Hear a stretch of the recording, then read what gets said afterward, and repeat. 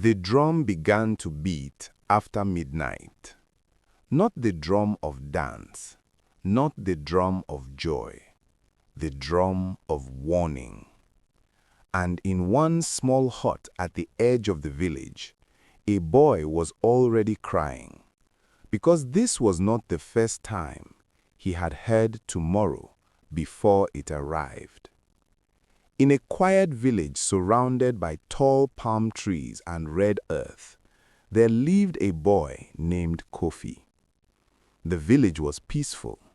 In the morning, women swept their compounds, men went to farm and river, children ran barefoot, chasing each other in laughter.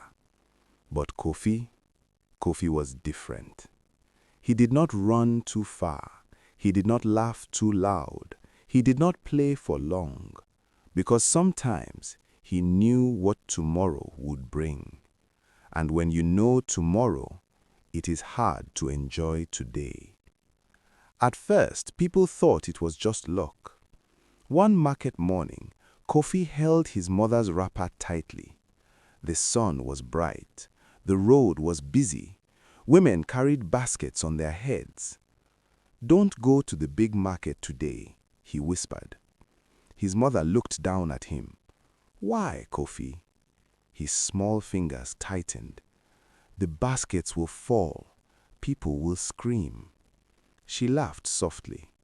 "You dream too much." But she looked into his eyes, and something there, something heavy, made her stay home. That afternoon, the wind came without warning. It came strong. It came angry. The market shed collapsed. Wood broke. Baskets scattered. People screamed. Many were injured. And that was the day the village stopped laughing at Kofi. Days passed. One evening, as the sun was setting red in the sky, Kofi stopped playing. He stared at the sky. Then he began to cry. His friend Tunde ran to him. "Why are you crying again? Nobody is chasing you." Kofi's voice was shaking. "I hear drums." Tunde listened. There was nothing, only birds returning home. "There are no drums," Tunde said. Kofi's eyes were wide. "They are funeral drums." The next morning, the oldest hunter in the village died in his sleep. Now the whispers began. "He is not normal. He talks to spirits. He brings bad news." When adults fear a child, the child feels alone. But the hardest day, the day that broke Kofi's heart, was the day he woke up shaking before sunrise. He ran to his father's mat. "Papa, please don't go to the river today." His father was a fisherman, strong arms, deep voice, a man who feared nothing. He carried his net over his shoulder. "Why?" Kofi grabbed his hand. "The water is angry." His father looked at him for a long time. Then he knelt down. He held Kofi's face gently. "Listen to me, my son. I am not afraid of water. I have fished since I was your age." Kofi's eyes filled with tears. "But I am afraid." His father forced a small smile. "Tomorrow will come, and I will still be here." Kofi's voice dropped to a whisper. "No, it won't." That evening, clouds gathered. The wind changed. The river rose suddenly. The storm was short, but it was strong, very strong. Boats struggled. Men shouted.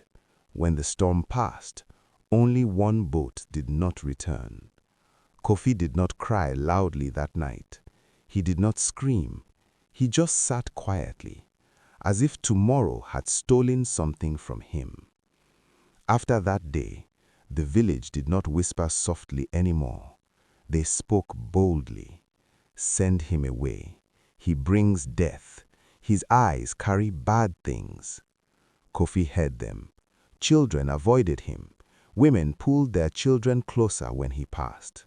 So Kofi stopped speaking. He stopped warning. He locked tomorrow inside his chest.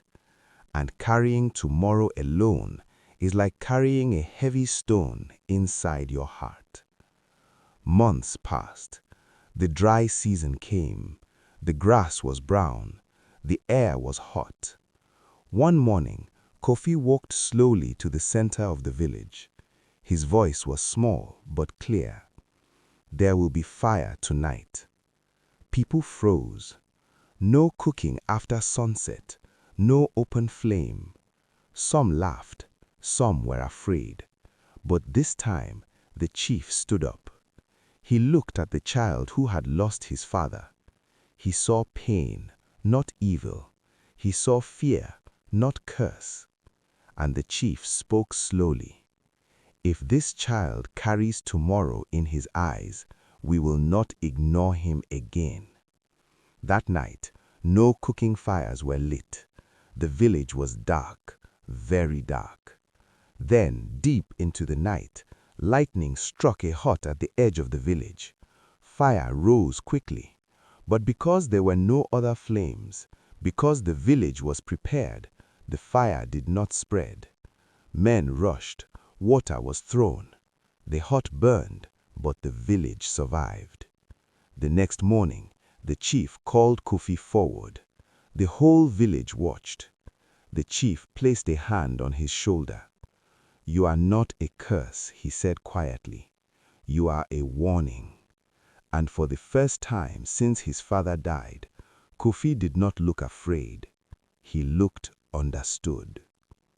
Some children are born with strength, some with speed, some with beauty, and some are born carrying tomorrow. But let me ask you something. If you knew tomorrow's secret, if you saw danger before it came, would you speak? Even if people feared you, even if they called you strange? Or would you stay silent? Think about it, because sometimes the one we fear is the one sent to protect us. If this story touched your heart, subscribe now. This channel is for those who respect African stories. Stories from the village, stories with meaning, stories that stay with you long after the drum stops beating. Like this video so more people can see it, and comment below, "I would speak," or "I would stay silent." I read every single comment, and I will see you in the next tale.